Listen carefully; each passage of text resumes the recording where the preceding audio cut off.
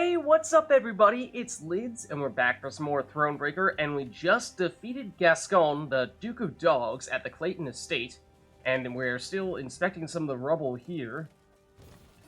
So let's loot up a bit, and then we'll make our way out of town and see what's next here, because we've now heard word of there being a Nilfgaard'ian attack, I believe? So we're looking to go to Nilfgaard'S rescue. So we'll take a look at that in just a second here. Just want to make sure we're not missing anything in this general area, but we appear to be good now. Let's take a look at our map here. And let's see. So our main quest is actually putting us all the way over there. So it looks like we have a lot of ground to cover in the meantime.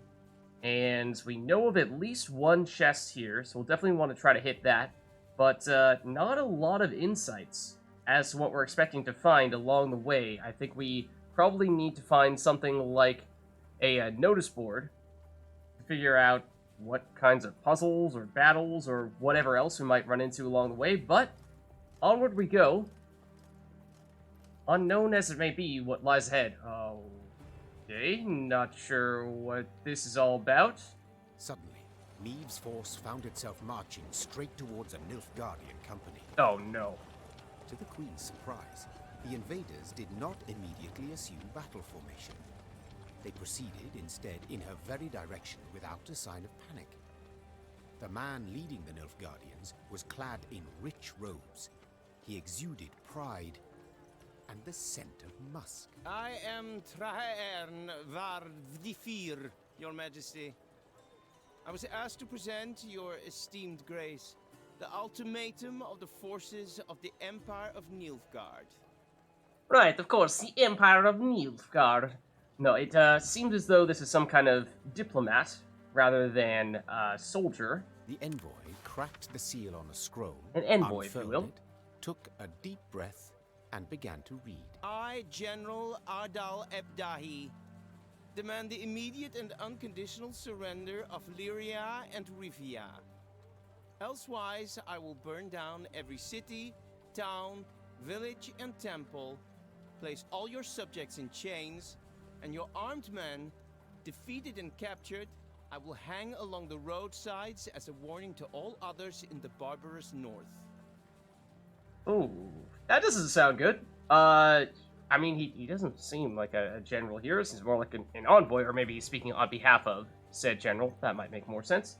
But either way, yeah, that's doesn't bode well. I mean, of course, we heard that the Nilfgaard'ians tried to attack. As the final threat echoed in Meve's ears, the envoy put away the scroll and stood waiting for her answer, a mocking smile on his face.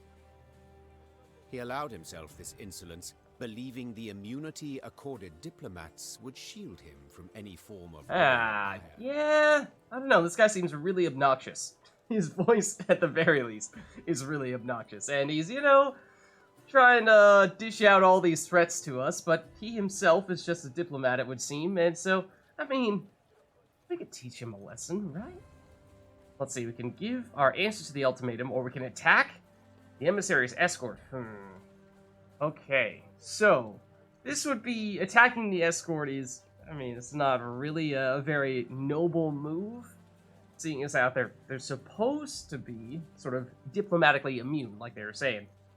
So it might send a bad message. That being said, we're worried about sending a bad message to people who are actively attacking us at the moment. So does that really matter? I don't know. Otherwise, we can sort of behave by the rules and give our answers to the ultimatum. I guess we'll be polite and noble this time around, but this guy, he's pushing it. He's pushing it. Just you wait. You try to be any more obnoxious, and I might not be so gracious next time. I thank you, sir. A sophisticated missive that proves beyond a doubt Nilfgaard's superiority over the culturally backward north. Answered the Queen in a voice frostier than Mahakam's snow-capped peaks. To delay this matter I see no reason, so I give you my response to His Excellency. Go ahead and try, Whoreson. That said, Meve slapped her mount with her reins and galloped away, leaving the Nilfgaard'ians in dust. All right, then. Escort turned to go whence they came, the Lyrians sending them off with a din of whistles and curses. Okay, maybe not, the most noble and gracious of responses after all, but as it was saying before, we chose one evil over another, so we don't know. We'll see what kind of message that sends to the Nilfgaard'ians.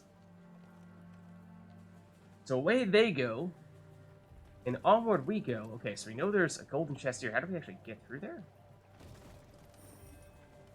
Can we... Huh? How does one access that area? It seems like maybe we actually need to sneak around the outskirts of those castle walls and approach it through that way, because it seems like this fence is going to stop us if we try to approach from this direction. Unless we can sneak in here? Almost, but not quite, I don't think. No. Alright, so there... Oh, here's a notice board. Yeah, so that's the kind of thing I was saying we would definitely be on the lookout for. Can we nab this from the other side? Yes, we can. Haha. Alright, we are actually starting to load up quite a bit on resources here. To the point where we might be able to afford a big upgrade of some variety. We'll take a look in just a second here. But it seems like this is perhaps one of the, I hesitate to say larger settlements, but at least has a notice board. Let's check this out and then we'll chat with those people there. Let's see. So now we know, question mark here, point of interest.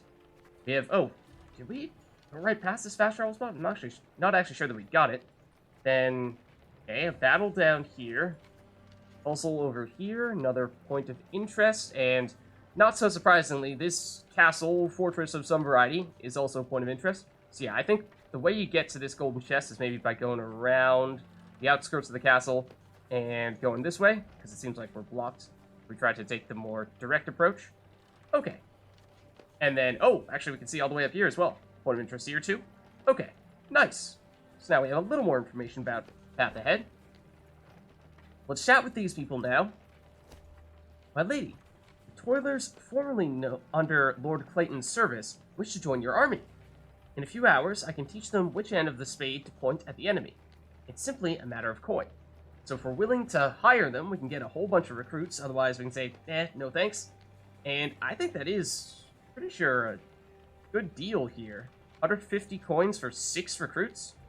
I mean, just look at our coin count relative to our recruit count, and I think we'd like to make that exchange. Alright, nice. Okay, so I think let's just look around here a little bit more. And oh, I recognize that. That is a Nilfgaard'ian flag. So that's a little concerning. Yeah, if we take another look at our map here, I know there was a battle down south. Yeah, okay, so this does appear to be the battle. I'm not necessarily sure that that's what we want to do next. We have several more points of interest. And I'm thinking we might want to do what we can to maybe collect some more resources, maybe look into some more points of interest here and or check out this puzzle, and then in doing so, collect more resources, power up when we invest in other upgrades so that we have a better chance of succeeding in those battles. Because, out of curiosity, let's just pitch camp here real quick. I'd like to see, with some of our potential upgrades at places like the workshop, can we afford anything big here? Are there even additional things for us to unlock, or have we unlocked everything there is to get at this stage? Because we were fairly aggressive early on. Okay, we don't have the wood to upgrade our workshop again. That may be the next course of action. We're pretty close. We actually have more than enough gold. Okay. Let's maybe exit camp in that case. But good to know that, in theory, wood is the resource that we need most at the moment. So yeah, now we definitely have this fast travel spot. Speaking of getting more wood, there's a bit more right there. So I'm thinking maybe we go for the puzzle that we saw over there next. So that is, I'm pretty sure, a Lyria/Rivia flag. So at least in theory, this fortress still stands. What about these guys? They need our help? Then one day, gazing towards the horizon, the Queen spotted Lyrian banners whipping about in the wind. At long last, She said with a smile. Meve resolved to speak with the commander, one Baronet Eldar. It was the first time they met, and the youth very much impressed her. Okay. Sure. But instead of questioning Eldar about the foe's troop movements, Reynard took the conversation down a seemingly irrelevant path. And how's your Reynard? father, if I may ask? In good health, I hope? Yes, though he still nurses that bump he suffered while hunting last winter. Yet he's not one to complain. I'll tell him you asked. Irritated at the trivial nature of the conversation, Meve gave her horse a dose Meve of her does not rains have and time fended for that. off. Once Eldar and his men were safely behind them, she took Reynard aside. How dare you waste the Queen's time like that? Reynard, this is no time for gossip and pleasantries. We are at war. Reynard? Yes, Your Majesty. And in such times, little should be taken at face value. Even a man's name. Huh? What are you getting at, Reynard? Get to the point, Reynard. Seems as though there's some other purpose. Eldar's father died a month past. His son, I venture, should have known as much. Oh. Oh. I see. So this guy's an imposter, you're saying? You just figured it out. Very clever, Reynard. Ho ho ho. Alright. But that means... Oh, the bastard. Impeccable accent, though. I fear Interesting. he's rather representative of what we face. Nilfgaard'ian spies are ever well prepared. So he's a Nilfgaard'ian spy. Okay, well done, Reynard. At least we spotted him. Tell me, how did you know? Yeah, I mean, did you just blindly decide to ask him about his father, or did you have some reason to be suspicious? He wears no mourning on his armor. Were it not for that, I dare say I might never have guessed. Huh, okay. What are your orders, Your Grace? To observe these Nilfgaard'ian mummers? Okay, how do we respond? Send scouts after them? They're to be watched closely, or we can leave them alone. I mean, it seems like we know that they're Nilfgaard'ian spies, so why wouldn't we keep an eye on them? I suppose in doing so, perhaps we are using some of our resources. I don't know if we'll have to, say, sacrifice something like some of our recruits to do so, but it feels like that's probably worthwhile. Assemble a force. Tell them to follow our new allies. Observe them closely. I mean, ideally, it would be relatively discreet so that they don't realize that we figured them out, but that may not be something we can manage to do. As you wish, Your Grace. You know, just spy on the spies, naturally. Reynard's scouts did as ordered, watching the false Lyrians while themselves remaining unseen. Nice. Soon after, Okay. a scout returned with news that the false Lyrians seemed headed for Rastburg, a castle several leagues to the north. Okay. I love the name False Lyrians as well. That has a ring to it. Okay. So I think that's probably something that is more or less tied to the quote-unquote main quest, since that does seem to be directly related to the Nilfgaard'ian attack. So, in that case, that still leaves us with this puzzle here, which might be the next thing we go for. We knew about that previously, but supposedly they're attacking a castle to the north. I mean, that this main quest marker all the way up here, it could be, I suppose. And that is quite a ways away, it seems. But I think let's head over to this puzzle next. Or if we see anything in the immediate vicinity, it would give us a ton of resources. I mean, that doesn't look good over there. That looks like a burning village. So does this, though. So does this, and that looks like some kind of ghouls or necrophages. It's an abandoned farm. Let's take a look around real quick, see if we can loot anything. Like, for instance, does this lead us all the way down to where the battle was?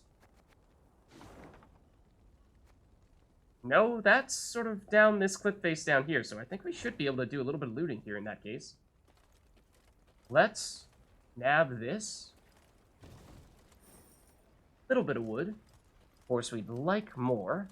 Yes, the battle's down there, and that certainly looks like Nilfgaard'ians. Like I said, that is the Nilfgaard'ian flag, and we can see several of their soldiers. I feel like this would be a place where maybe if we got a map later, we might find a golden chest there. It looks suspicious. But anyways, ooh, still have this. Nab you for a little bit more wood and gold. I think it was 750. was the threshold for wood, at least, that we were looking for in order to make our next big upgrade. We're not quite there yet. Oh, hold on, though. More still. Resources here. Getting close. But I think now we engage. Alright, what do we have here? So it is a puzzle. War gives way to myriad odors. Char, blood, muck, yet rotting flesh is the worst of it. Strong winds carry the stench far, provoking fear in the hearts of simple folk, and whetting the appetites of bloodthirsty monsters. So we have to eliminate all ghouls. We need to use our leader ability. Okay, I'm not sure why we specifically need that direction, but sure. Hints. Have faith in your most loyal units. Okay. In other words, rely very heavily on our units that have the loyalty ability, where they get boosted whenever we use our leader ability. So that seems to be a really important factor, is using our leader ability in that case, as it would suggest there. So it's a puzzle, special rules, shortened battles, so just one round, and we'll have a custom deck. So let's start it up.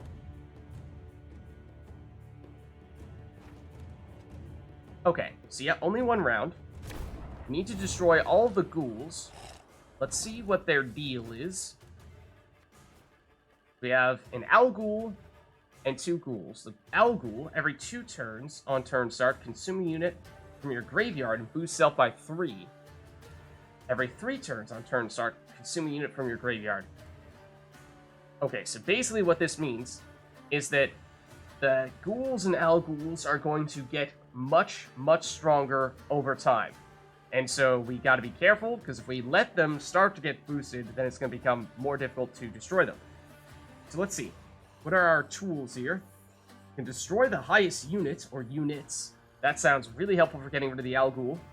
Although, I think this Owl Ghoul, every 2 turns, it'll consume, and also boost itself by 3. This is every 3 turns, it'll consume a unit. So I think this Owl Ghoul is consistently going to be the highest unit.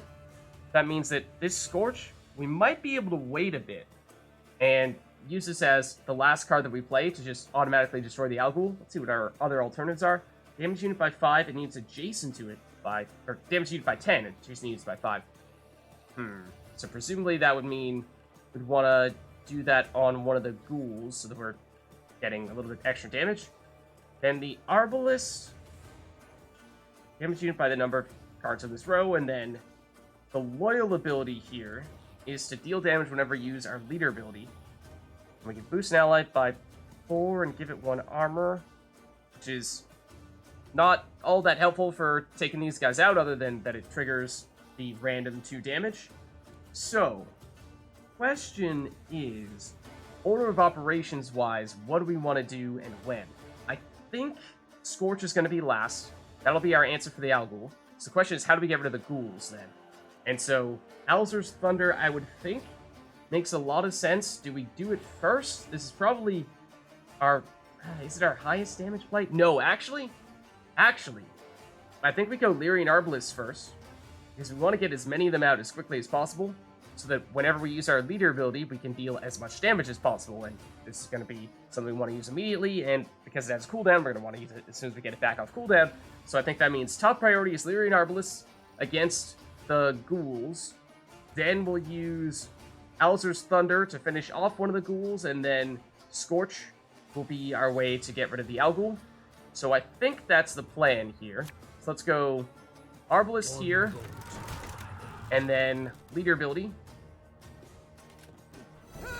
And of course, we can't control that damage. I really don't think we want it to hit the Owl Ghoul, because this one, it doesn't matter how much damage we deal to it. Either way, the Scorch...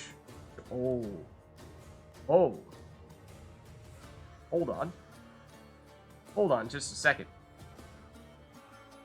Okay, so it would be hard, because there would be some randomness to it, because we don't know who's going to get targeted by this random damage coming from the Arbalist.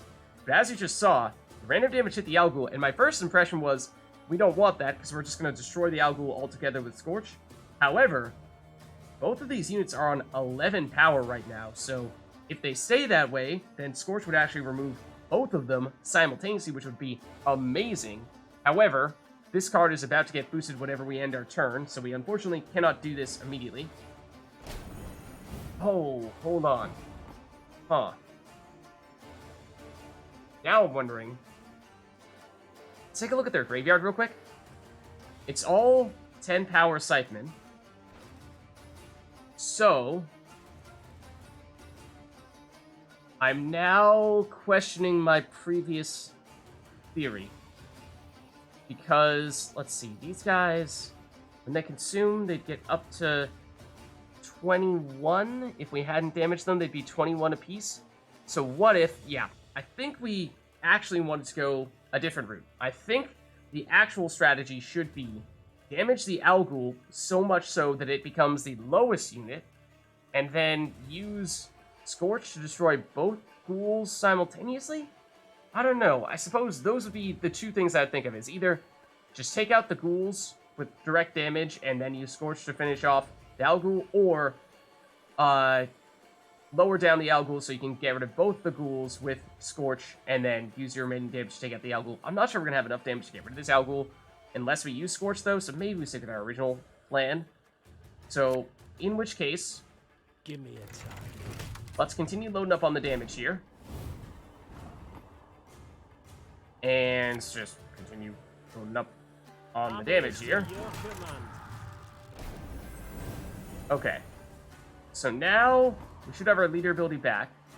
So I think we use that. Doesn't matter who we boost. We really don't want... Wait, is it... Oh, it's the nearest enemy. So yes, it is always going to hit the Algul. That's not a coincidence. Does that really change anything? I don't know. Yeah, I think the plan should be...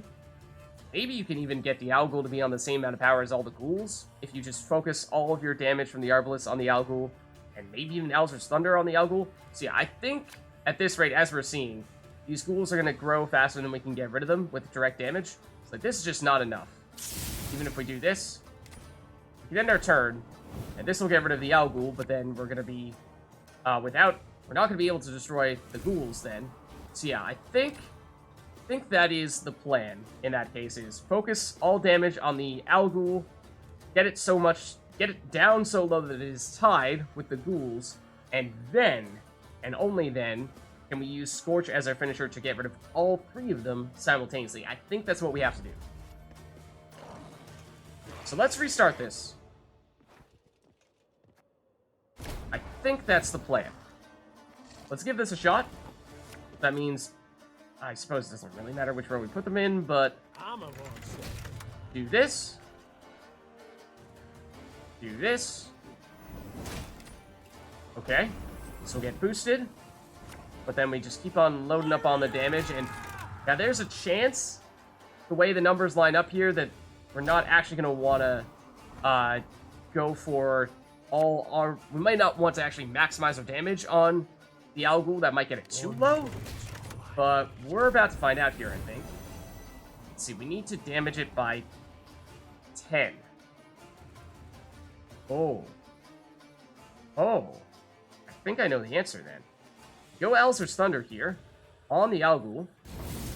We actually deliberately do not use our leader ability here, because as you can see, everyone is on 21 power, and no one is going to get boosted on their next turn. That means that Scorch here gets rid of all of them simultaneously, and that is how it's done. Interesting one. Very interesting. I liked how, at the end there, in particular, you are specifically not supposed, or second to last turn, technically, you are specifically not supposed to use your leader ability. That was a little tricky. Let's nab the additional loot as well. And if we're lucky... Ooh, let's see. Proclamation. Inhabitants of conquered territories are henceforth informed that any attempt to impede the Imperial war effort shall be met with punishment of the highest severity. El Kursa, Duke Ardal Dae, Grand Chancellor, Commander of Army Group East. I'm pretty sure that's the guy that we were seeing before. Okay, so a note from them saying, hey, don't get in our way. I was gonna say, we're close to 750, but we're not there yet, unfortunately. So we cannot yet make our next big upgrade. Let's take a little look around here, though, and see what else we might be able to do. because I'm thinking still we might want to do other things before we do the battle, because I think, for the most part, unlike the puzzles, where if we fail we can try them again, I think the battles are final, and then if you lose them, then you just straight out lose. So we'd like to make sure that we have as strong a deck as possible for that battle. Let's take a look around here then, and oh, yep, more for us to loot, so we may need to go in here. Blackclads burnt it all down. Yeah, so as the Nilfgaard'S, I suppose that perhaps shouldn't be much of a surprise. Begged her, milady. On hands and knees. They just laughed. Yeah, that's not cool. We offend their emperor some ways, your majesty. You know, it just seems like that's kind of what Nilfgaard'S do. They're kind of just terrible human beings like that. We offend their emperor some ways, your majesty. Seems as though that's all we can do. Talk with her.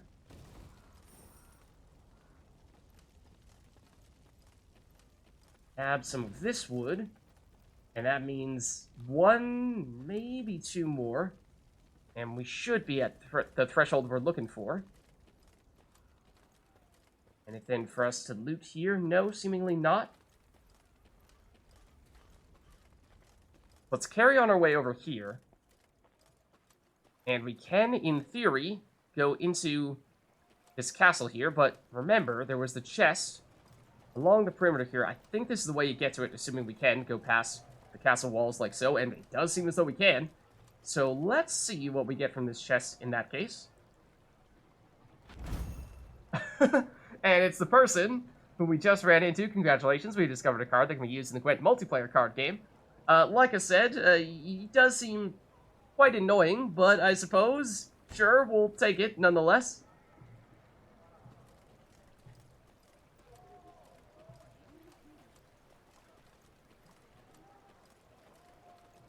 And then, I think there was a point of interest in the castle, right? That makes sense, I suppose. This could even be the castle that we heard the people referring to for the main quest. I mean, I suppose we were at one point thinking about, was it this one all the way up here, in which case very far away, or, and we know, of course, that there's a marker there for the main quest, so probably the case, but the closest castle is, of course, this one right here in front of us.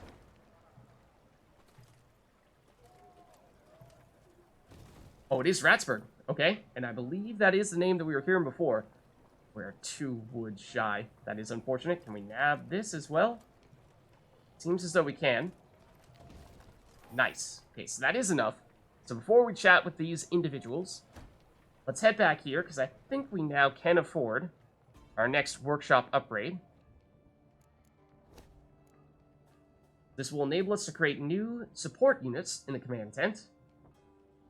And we have made the previous upgrade, so yeah, it costs us actually about half, a little less than half of our gold. That's not so bad, to tell you the truth, but it costs almost all of our wood, which makes me a little nervous in case we run into any sort of encounters in which we might actually need to spend wood, and if we don't have enough to do that, then we could be in a bit of trouble.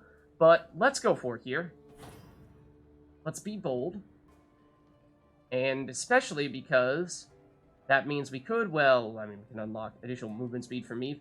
That's not super important to me. I mean, sure, it would help us move around a little bit more quickly, but I would probably strongly prioritize getting things that directly affect our performance in actual matches. Ooh, we have new units at the command tent, of course, after having done that. We can now create the crushing trap, which we play on the opposing side. That is what spying means. And sets the power of each unit on this row to the average of all units' power, then it destroys this card.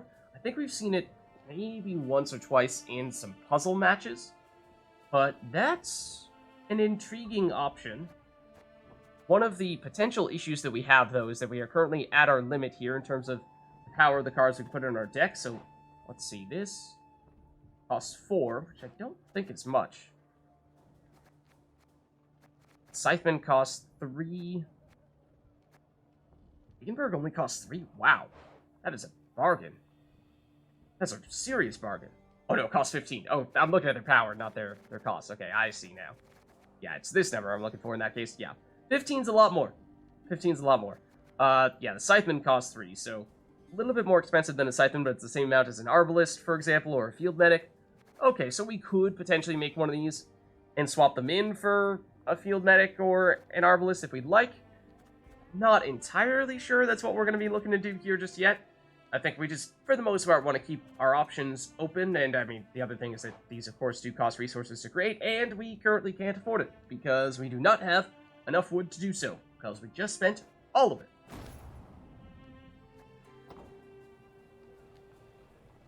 But let's chat with these soldiers over here, because I do think this is an important thing for us to do. The false Lyrians approached Rasburg Castle. Yep, these are the false Lyrians. The defenders to open the gate. As their commanders negotiated with the commander on the ramparts, the remaining infiltrators crouched hidden behind a wall, awaiting the signal to rush forth. Time for Baronet Elder to join his falsely claimed father, muttered the queen. Oh, dear. Sounds like this is gonna end in a fight. And it is. It is a shortened battle, though. Rasburg Castle was of great strategic import. It seems like this is right on the edge of our territory, and wherever the Nilfgaard'S are coming from, well, presumably Nilfgaard, whoever held it controlled the road between the Lyrian capital of Rivia, or the Lyrian capital and Rivia, as well as river transport on the Yavina. The fact that Nilfgaardian attempts to seize it in the early days of the war proved they had familiarized themselves with the enemy's territory, and had long prepared for its occupation. And that's a little bit concerning if they have a well-strategized attack here. Let's start the battle. It is not a puzzle, notably. It is a straightforward battle, at least in theory, other than it just lasting one round here. So let's see, we'll redraw our cards here, but let's just scout out. So it's a fake, it was false Lyrian officer. If no unit is marked, mark the lowest enemy after 3 turns on turn start, transform it into Alba Pikeman, and move it to your side. What?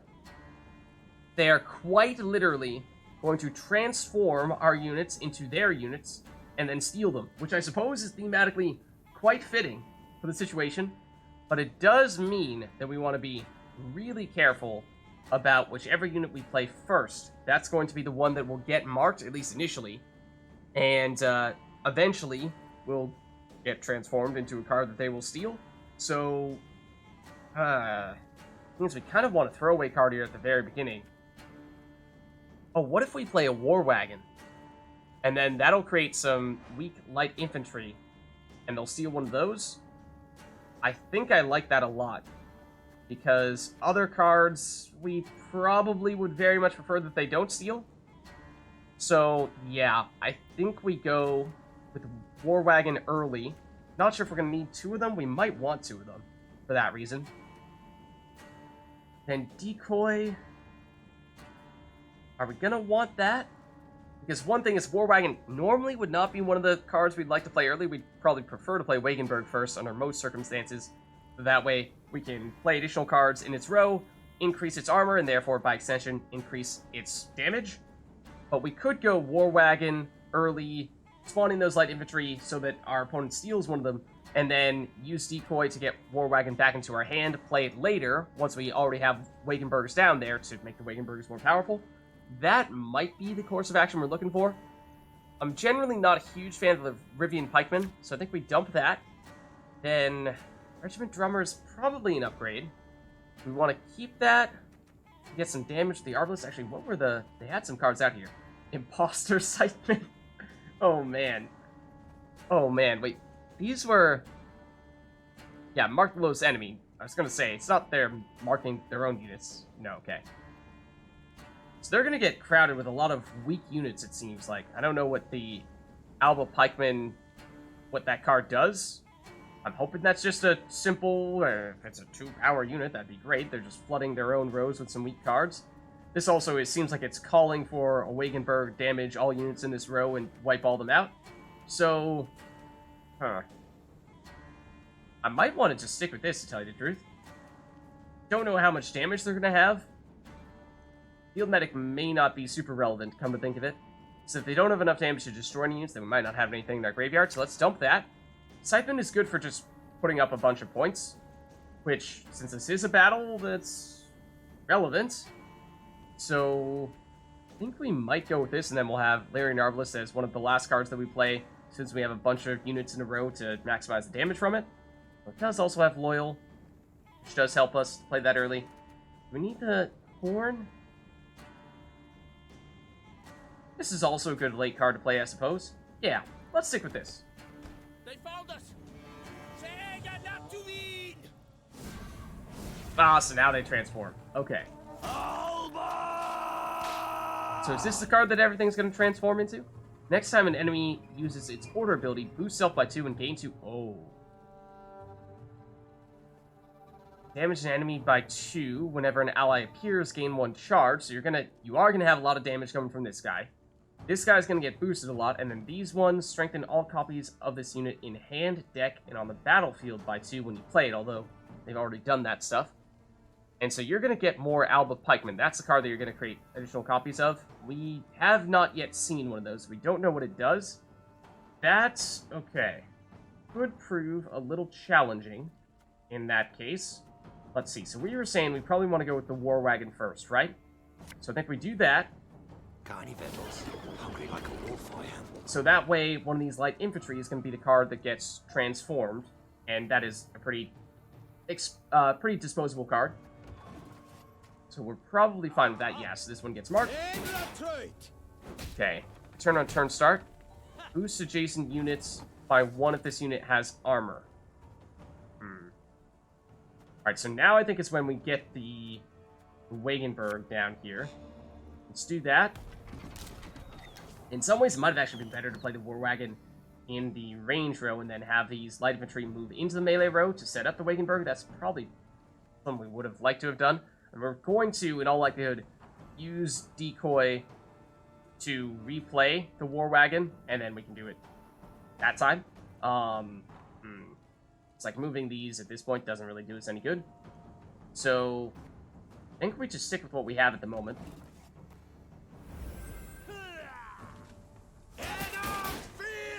Let's see, so same thing here. Boosting adjacent units. Oh, we also have our leader ability, which I totally forgot about, to be honest with you. We should definitely be doing that. So let's see. In which case, probably want to get some loyal units out there now. Ideally would have done that perhaps a little bit earlier, but let's do, I think you. There's a time to reap, a time to and yeah, the sow. Wagenburg is getting damage, which I do not like to see. Let's use our leader ability here, and wait, hold on. Oh, damage enemy unit, right. I was like, oh, why can't we target our own units? No, don't want that. We definitely would like to deal some damage, though. It's, what, 4? Damage all... Oh, we just put this in, didn't we? Yes, that's why. Okay, so we just recently switched our weapon. So, that's why I'm trying to boost our own cards, because that's what our old weapon did. Damage enemy unit and all enemy units with the same power by 4, then trigger all allies' loyal abilities. So, we can damage all enemies with 4 power. There are a lot of them. Or we can do the ones with 7. Yeah, it would have been good if we'd done this on our first turn, right? And we could have damaged maybe everything with 6 or everything with 4 at that point. But I'd say we go with the ones with 8 because, or ones with 4 rather, because a lot of them are based on, have abilities that are based on them having armor. So if we can get rid of that armor, that'd be great. That boosts up our Scythemen. Then I think they're gonna transform this light infantry on their next turn.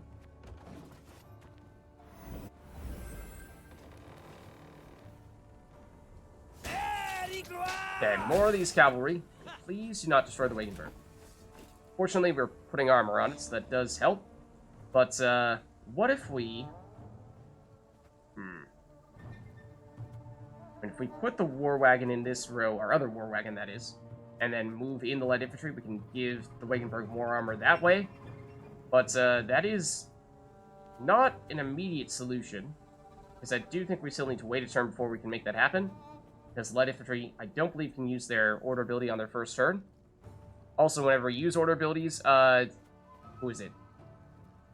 One of their cards gets more powerful. Is it this guy? Next time an enemy uses its order ability, yeah, boost self by 2 and gain 2 armor. So I think we'd like to go with the... Oh, I mean, if we play War Wagon here, then they're going to just destroy the Wagenburg, right? So I think we have almost no choice but to play the Lyrian Scytheman here just to try to keep the Wagenburg alive. Aye. I'd like to do more than just 1 damage, which is why I'm not just immediately activating this. So yeah, they get a pikeman now. So, let's see. Death Wish, so if it gets destroyed, discard all copies of this unit from hand and deck. Okay, they can still... What is it, 2 damage? Ah, it's 2 damage. So yeah, they were dealing more damage than we could apply armor, so that was perhaps a lost cause, and that is rough. Because that was a pretty important card that we were trying to optimize our play around.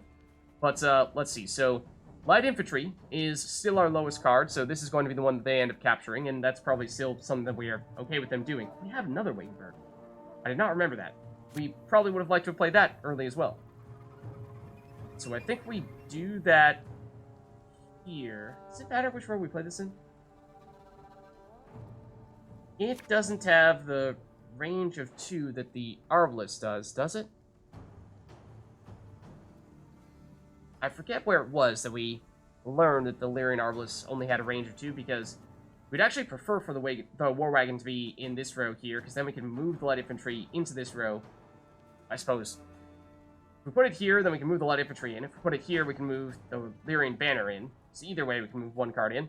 But yeah, we have definitely played this quite suboptimally.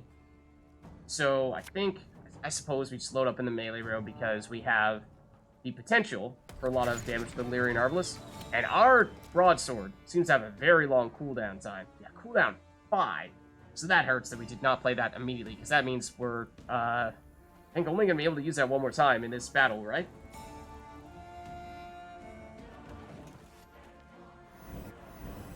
Yeah, this is not looking great at the moment. We made some early mistakes, and those are starting to compound quickly here.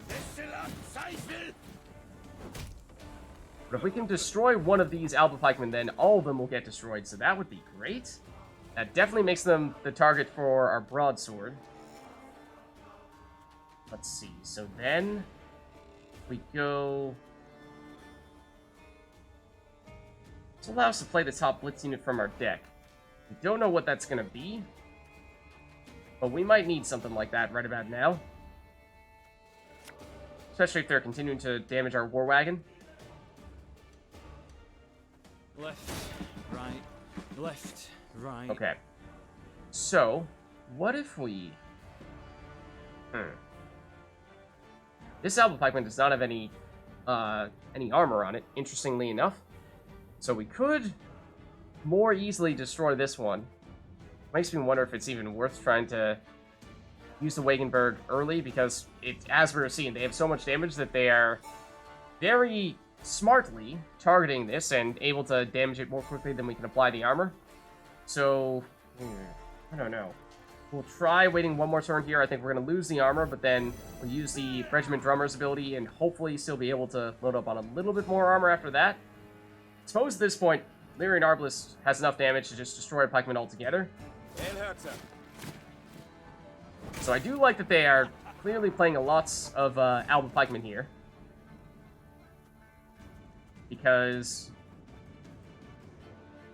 we should have the ability to destroy this one now. And that may, in fact, be the play. Well, so we have leader ability. Let's see. Damage an enemy unit with... and all enemies with the same power by 4. So this alone is enough to destroy the Alba Pikeman if we target this, specifically this Alba Pikeman, if we target the 4 power units. So we actually don't need this Arbalest to hit him. We'd probably prefer, let's see, we have 1, 2, 3, 4, 5, 6, so it'll be 7 damage. So we could almost destroy, we could destroy this. Probably not a bad idea. To destroy that. That's the one that keeps applying the damage. I think I'd like to destroy that. So let's go with you to destroy you. Then let's use our leader ability. Target all the 4 power units. And that destroys 1 card in their deck. was kind of hoping they were going to have... I suppose we should have done that.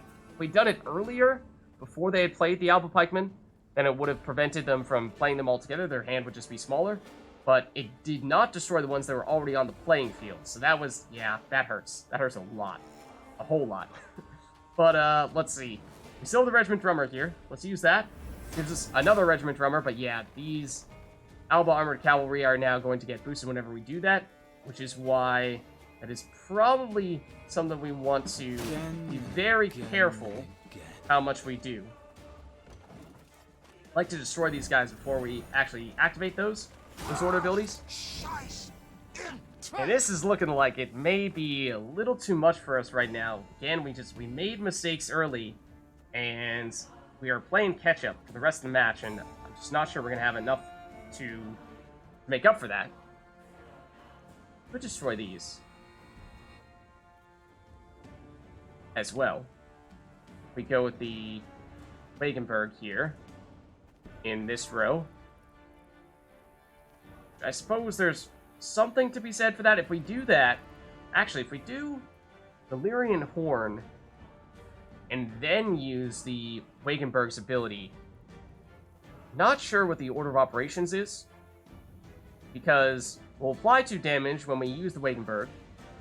Is that enough? Or does that happen before these guys boost themselves and gain armor?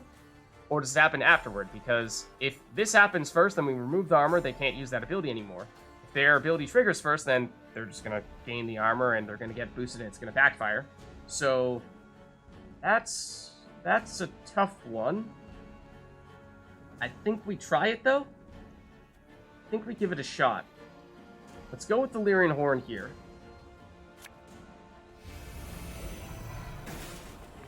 And it's definitely something we want to play as late as possible, because it is a good finisher card. The more cards we have out there, the more powerful it is. But now, we're going to take a chance here. Okay. Order of Operations... Excuse me? Excuse me? It looked like the Order of Operations was working in our favor there. We did remove their armor, but it seemed like we removed their armor and still... Next time, enemy... Okay, no, never mind. I just did not read that correctly. For some reason, I thought that they had to have armor for that to be something they can do, but it works whether they have armor or not. So that was just me looking at the other ability of the cards that we destroyed previously, and assuming that the same rules applied, but they did not. So that was just my bad. Okay, so now they are stealing another Alba Pikeman. And so we now would very much like to get a war wagon out here to create more light infantry so that they don't steal other units of ours that are particularly valuable, although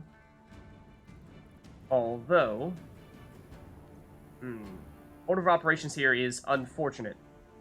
Again, I mean, this one was a little bit harder to predict, but the troubling part right now is that, so we'd like to have a 2-power unit out there so that the unit that they steal is not a very good one. But if we play the War Wagon on this turn, then that means on our last turn we're playing Decoy, and we were planning on using Decoy to get the Wagenburg back into our hand, and that's not very effective at this stage. So, I mean, we could still use Decoy on someone else, like, just can't really be anyone with an order ability, otherwise we're not going to have time to use that order ability. I guess it would be the Arbalist. I suppose we can go War Wagon in this row. We have 1, 2, 3, 4, 5, 6, 7, which actually means we won't quite have enough room for everyone to fit in that row. We'd lose out on 1 light infantry. I think we still do this. We decoy to get the Arbalist back into our hand. We replay the Arbalist on our last turn. I kind of hate it. Many things have gone very wrong.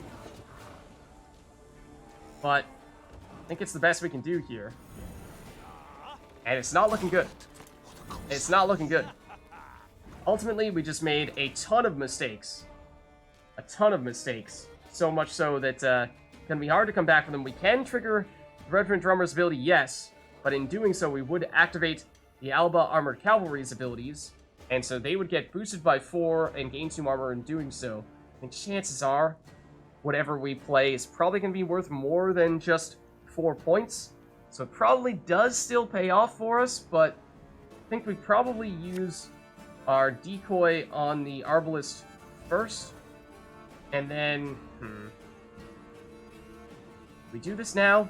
I guess we do this. Well, yeah, let's do this now. And we'll get a Scytheman. They will get boosted, but it's worth 6 points short term, and then I believe we will have enough time to use our last round of our leader ability on our next turn. They have a pretty sizable lead here.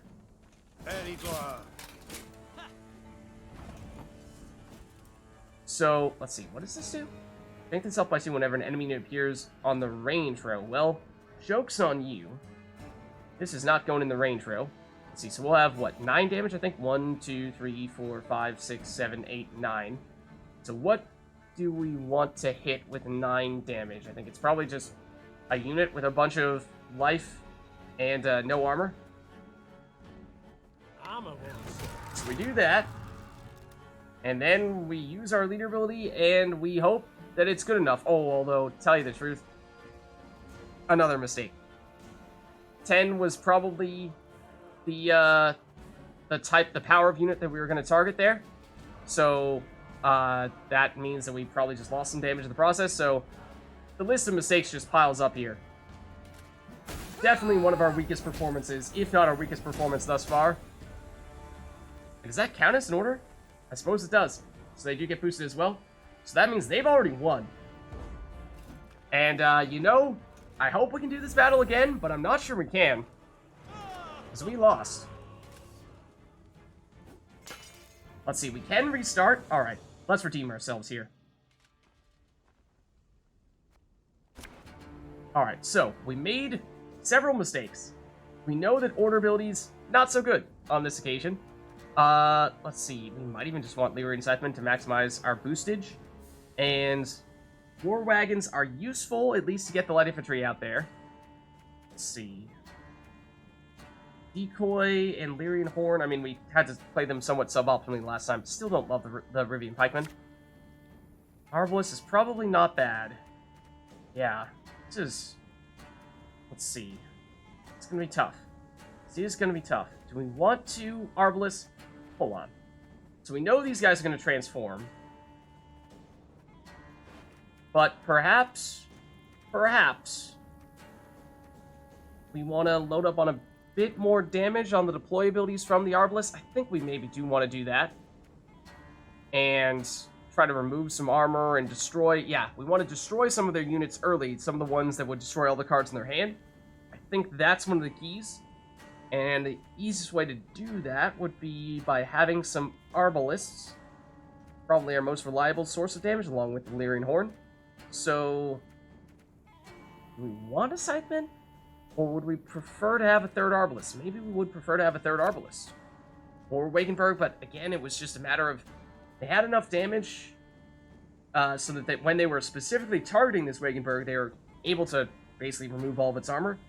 Could have done a better job to set it up, but I'm just... Despite it normally being one of our better cards, I'm not sure it works so well in this matchup.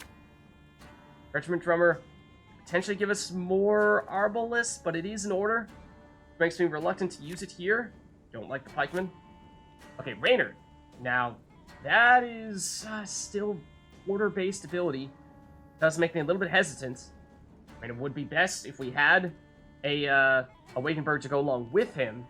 Is there any real benefit other than him just being an 11-point unit? But I think we can probably do better than that. I mean, it would allow us to use the light infantry again, but does that really matter? The regiment drummer can use him again. Yes, that's something, but crazy as it sounds, I think we don't really want Raynard here. They found us. Not to lead. Okay. So. This was the card that was dealing a bunch of damage to us, so we'd like to get rid of that quickly, if we can. But I think first and foremost, we need to play a war wagon. Because otherwise... they're going to mark one of our better units and steal that. So we want them to mark these guys instead.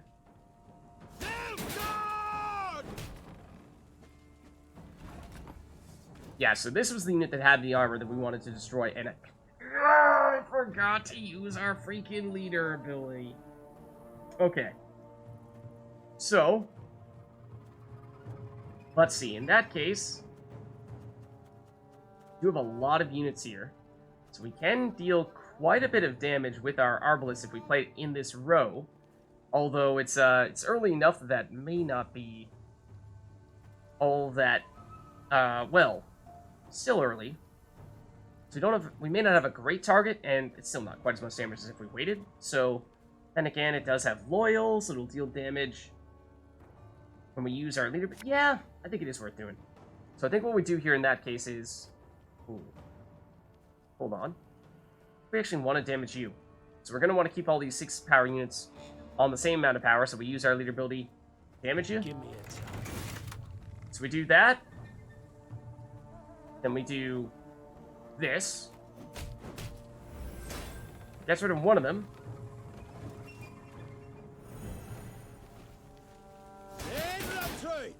Okay. Let's see, we now have 1, 2, 3, 4, 5 cards out here. That means we'd have 6 damage if we were to play another Arbalest, which would be, this is the card that gets boosted whenever enemy uses its order ability. So that can start to get out of hand if we let them stick around. That's a little bit of a problem. Yeah, our cooldown is just so big on the broadsword that cards like the Scytheman, they don't get to be boosted very much, and I'm just... Feels like our setup here, like our deck as a whole, is just very poorly suited for this matchup. So I know I was talking about trying to improve our deck for the other battle, but it turns out I think this one is the more difficult and more important battle, as it turns out, so probably not the ideal order of operations from a which battles we partook in standpoint, but let's I guess let's go with the Arbalest here, and we can't hit this guy from the range row. We don't have the range to do that. With 1, 2, 3, 4, 5, 6 damage. Can't destroy you, but we can remove your armor. Kinda hate it. Kinda hate it.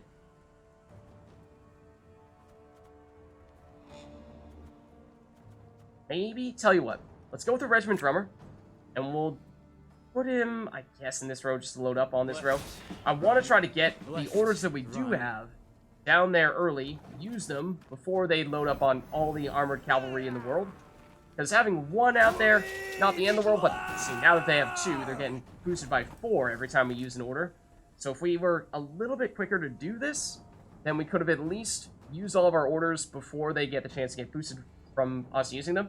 So, I mean, I think we still go for it, but I don't really like it. Okay.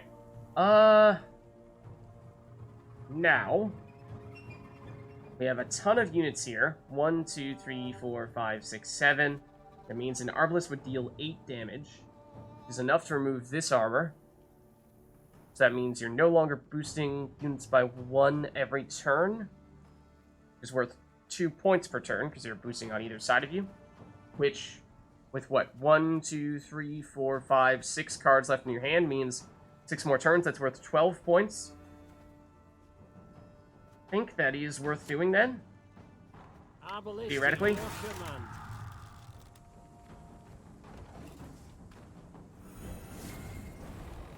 Alright, they'll steal the Alba Pikeman, and this becomes the immediate target for our damage. And they immediately start playing them from their hand, which is unfortunate.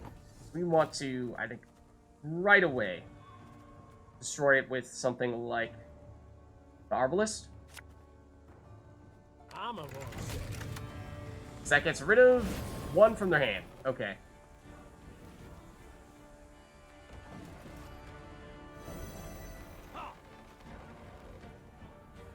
Off to the front yet again. Okay, so now I think we're going to use our leader ability here. So let's probably get a loyal unit out there, so that way we can get some more boosting when we do that.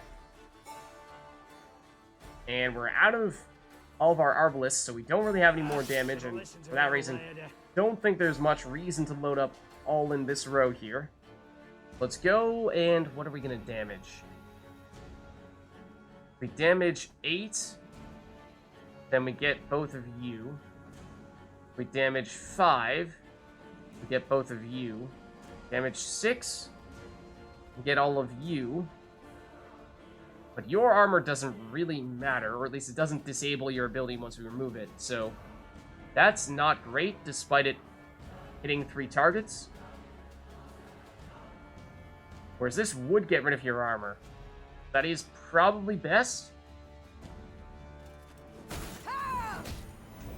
And we deal a lot of damage from our Arbalists. So, I mean, that is key. Being able to use our leader ability here. That might be the difference maker we need.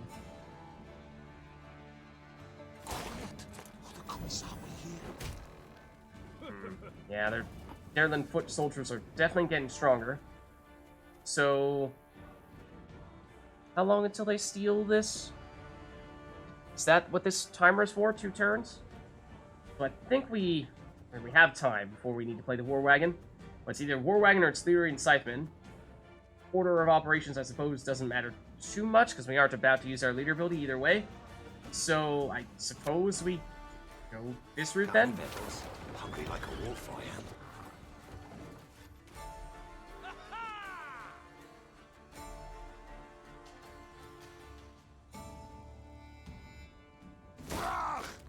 Okay, more of the soldiers.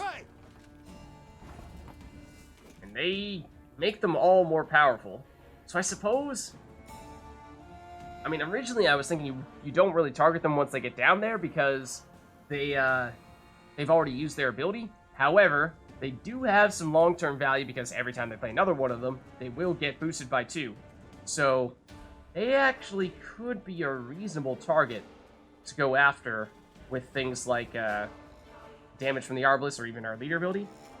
So I think now we play the Scytheman. This harvest will be reaping I'll tell you what, and we are gonna decoy probably on an Arbalist, so maybe it was worth throwing more in this range row after all. I suppose there wasn't really any reason not to.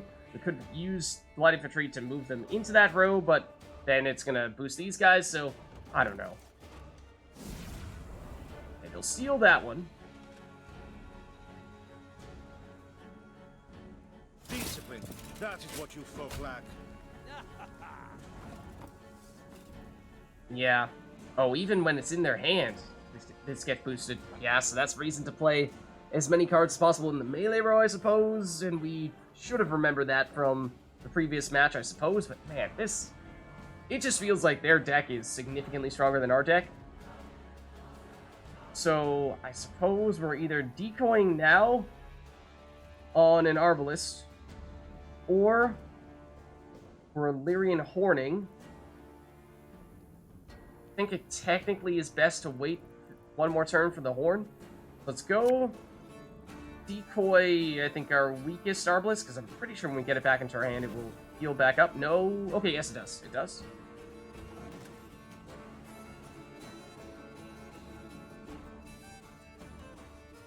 Okay, so for their last turn, it's another one of these guys, and, well, unfortunately, we are probably going to want to play this guy in the range row. We'll make them stronger still, but let's see. We have our leader ability back. So I was thinking that 10 damage was probably going to be the type that we target. So although these guys have a lot of armor, it would hit, what, 1, 2, 3, 4 of them? 5 of them? I mean, it's not going to deal any damage to you. Alternatively, 16 deals 4 damage in total. 4 would deal 6 damage. 8... 4 damage. Yeah. Yeah. I think it's probably the 10s. Let's do this. Or actually, we should get you down first. And so don't damage any of the 10s here. Instead, how much damage is this going to do? 1, 2, 3, 4, 5, 6, 7. Which means that almost works for you. It's so close. In fact, it might even be worth if we move a light infantry into this row. They'll boost you guys by 2, but then we gain 1 10 power unit, we lose another, So I'm just thinking of how do we maximize the number of units to get damaged by our leader ability. But I think it may not pay off since we're going to get these guys boosted if we do that. So I suppose we just play this here, damage you. And I suppose by playing you in the Range Road, it's going to boost you anyway. But like I said, that's where we have the most units. So it was worth a little bit more damage. Then again, it was worth, what, 2 more damage, and it boosted them by 4 in doing so across these 2 units, so it actually was mathematically preferable to play it in the melee row. Ah, well, we can do no right, it seems.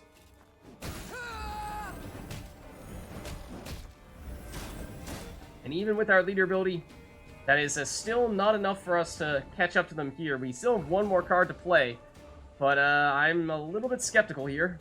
Is the Lyrian Horn enough? Oh my goodness, it is!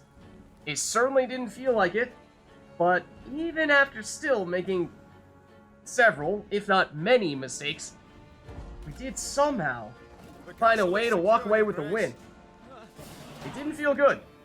It did not feel good, but we did succeed. The Nilfgaard'ians found themselves in a clinch. As boiling oil and tar rained down on them from the walls, they attempted to retreat. Yet Meve's halberdiers cut off their path, and at the fight's end, Meve was victorious. The garrison commander now knelt were by we the though? body of the purported Baronet It didn't Eldar, feel like it. in truth, a Nilfgaardian spy. He shook his head in disbelief. He addressed me by name. Knew our watchwords. Why, if you hadn't come along, Your Grace, I fear even to think on it. Let this be a lesson, then. Trust no one, not a living soul. I mean, that's kind of hard to, like, you know, work as a team when you quite literally trust no one. In theory, that would mean you're also not trusting your queen, the person who's giving you this direction. So, you know, it's kind of circular logic, Though but victory sure. was theirs, the Lyrians left Rasburg in mightily low spirits. They now knew well that Nilfgaard's spies were no less a threat than its heavy cavalry, than its war machines that spit fire. Yeah. Well, we may have eventually won that, but it did not feel like a victory. It felt awfully defeating. It felt like we were just thoroughly outmatched, and so perhaps that is our wake-up call, our reality check, that in fact we could very well use some upgrades to our deck. So that is perhaps on the agenda soon, but let's check in with, I assume this guy is not a spy, Milady, hopefully. If I may, the enemy yet lurks. You must bolster your force. You must I think you're right. incorporate a detachment from my unit. Oh, okay. Get some more recruits, that's good news. Times the world a day. Can't even tell friend from foe. Treachery round every corner. Yeah, it certainly seems like it. Black lads may have more mounts and machines, but they've no honor, not an ounce. Watch your back, man. Can't trust no one these days. Not a soul. I mean, that's what we told you. Black lads may have more mounts Okay, and seems like that's all this guy has to say, though. Not an ounce. Alright, so we have succeeded in that fight, although it really didn't feel like it. So I think, like I said, that means we are perhaps right about in time for making some upgrades to our deck, because I think we're going to need it. We did, of course, perhaps do these battles a little bit out of order, so to speak. We would have perhaps preferred to have done this battle before we did this one, after all, because this definitely was the castle in question that we were hearing about from that previous conversation we were having just outside the castle walls. But, maybe that means this one, comparatively speaking, won't be that bad. That's, I suppose, wishful thinking, but we'll see what we can do to prepare ourselves for that fight. Either way, I think this is probably a good place for us to wrap up here, so thank you all for watching, hope you enjoyed the video, and I'll catch you next time.